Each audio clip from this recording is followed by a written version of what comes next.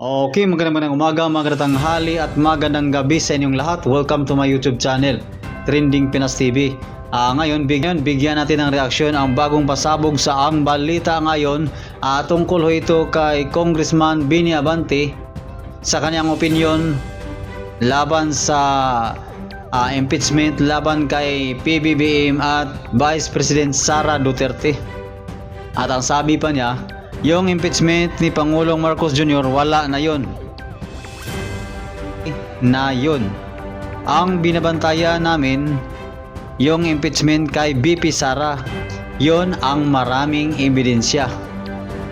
Matapos mabasura ang impeachment complaint laban kay Marcos Jr., ipinahayag ni Bini Abante, membro ng House Justice Committee na House of Representatives, ang posibleng panibagong impeachment laban kay Vice President Sara Duterte.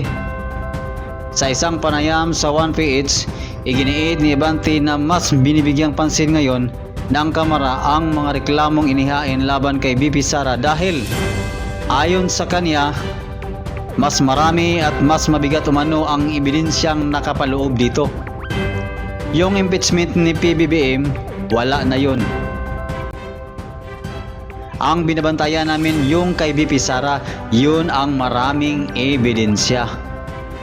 Dagdag pa ni Abante, hindi raw dapat ituring na simpleng pampulitikang atake ang impeachment, kundi isang prosesong dapat nakabatay sa malinaw at matibay na mga dokumento at testimonya.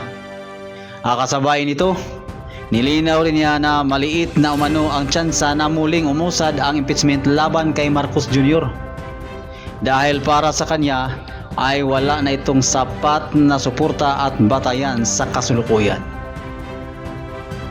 Yun na yun talagang binabantayan namin kasi maraming mga ebidensya Joby. Sa totoo lang, no, nung kami nasa Quadcom o sa Tricom pa naman, marami ng mga ebidensya against the Vice President na hindi niya naman sinagot yan because she did not want to take an oath to us, di ba? Ininsulto pa niya ang Kongreso on that that was an insult to the whole institution.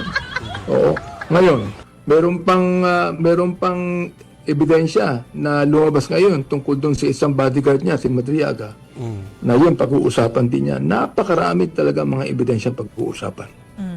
Pero, kung si Maricel po uli ito, yun Yes, pong Maricel. mga grounds na ginamit noong unang impeachment laban kay VP Sara, it's almost the same, hindi po ba?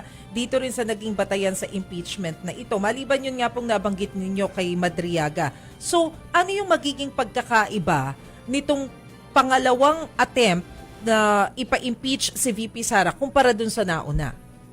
Well, kanina, binanggit ko din yung yung sinabi ni Senior Associate Justice Mavic Leonen, no? If you heard what I said. Na sabi ko, itong sinabi ni Mavic Leonen would be more applicable to the impeachment that is being tried against the president. Oo. Na saan pa yung binanggit na yun na hinahanap ko dito nasa akin pa yung nabanggit ni Associate Justice Mavic Leonen, no? Na wag natin gagawing parang political exercise lang. Wag lang natin gagawin itong parang nag-a-accuse lamang tayo na walang kahinatnan. And to me, that was actually more applicable to the impeachment complaint that were filed by the endorsers laban sa ating Pangulo.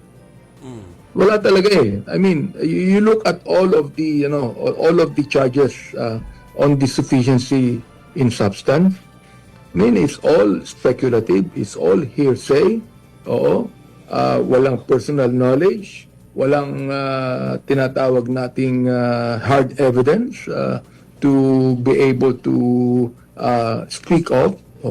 Wala yung mga authenticated records. In fact, we were talking about the sufficiency in form. Sinabi ko na How do we know that the 32 people that filed the complaint against the president are all taxpayers. Okay. Wala naman silang binigyan na ebidensya tungkol dyan.